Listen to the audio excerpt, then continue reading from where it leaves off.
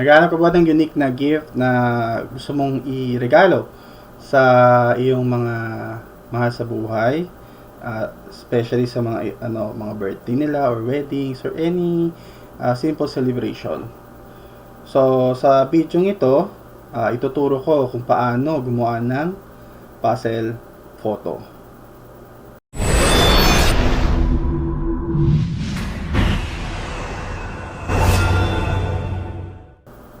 So, umpisa na natin. So, yan. Napaka straightforward paano or how to personalize a puzzle photo. So,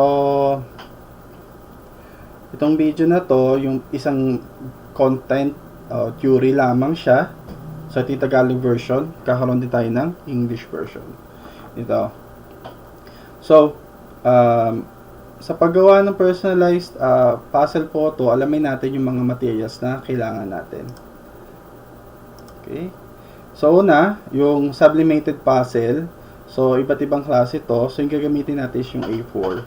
Meron ding 5R, meron ding ibang shape. Ang hugis puso, hugis dahon, at ano ba?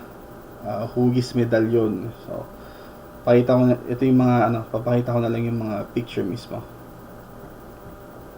So, bukod doon sa puzzle, so sublimation paper.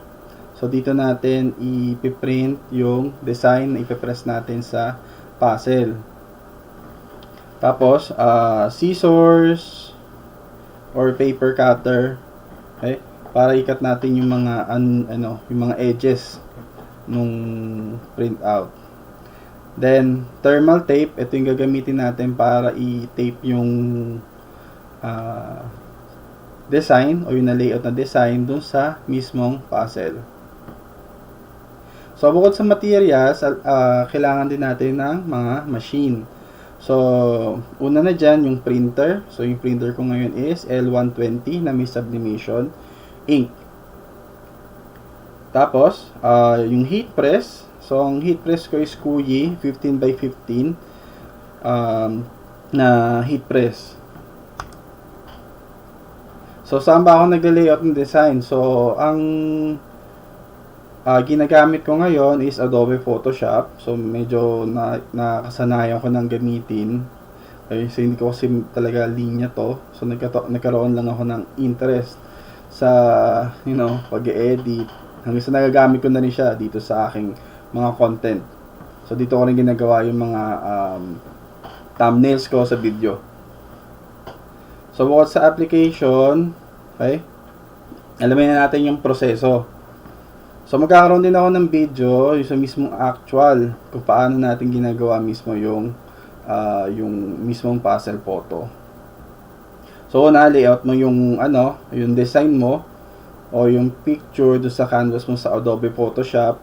So, yung size nito is 8.3 inch by 11.7 inch. So, size ng A4. So, 300 pixels per inch at white yung background. So, kapag print mo naman yung yung design, make sure po i-reverse nyo or i-mirror pag nag-print. Huwag nakakalimutan yon.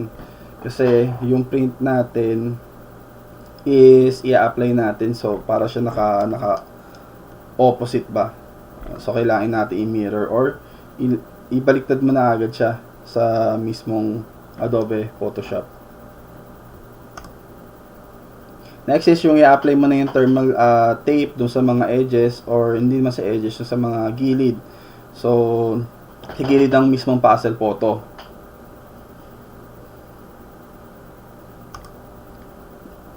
So, once na na-tape mo na yung mga puzzle dun sa kanyang mga layout, okay, set na natin yung hindi siya mag-press, so typo error lang to.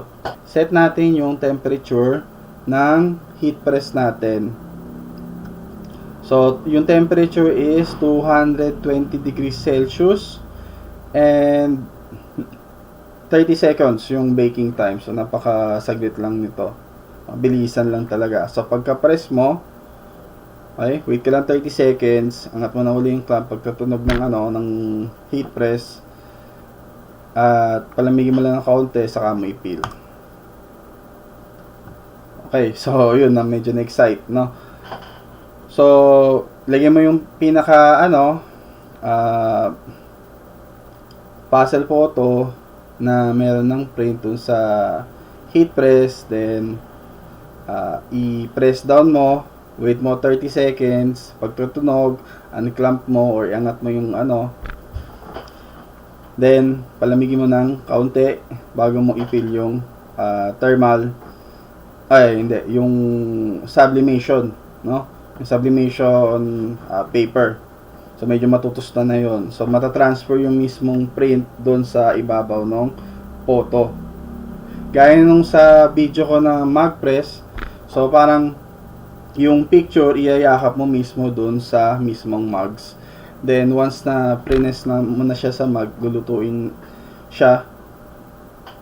So matatransfer yung mismong picture or yung images or yung design sa mismong ibabaw ng sublimated material. So yun, okay. Ito na yung end product. So applicable din siya do sa iba't ibang shapes ng puzzle. So sukatin nyo na lang or bibigay ako ng sukat sa description.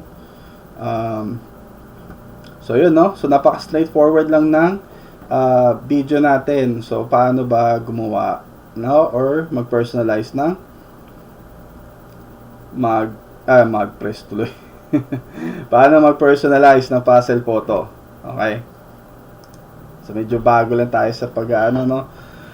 Kung sa tingin mo nakatulong itong video na to sa'yo, so tulungan mo lang ako i-like yung video para mas lalo pang ma-recommend ni YouTube yung aking mga content. So, favor na lang din, i-hit mo yung subscribe button at click mo yung notification bell para lagi kang updated sa ating mga video.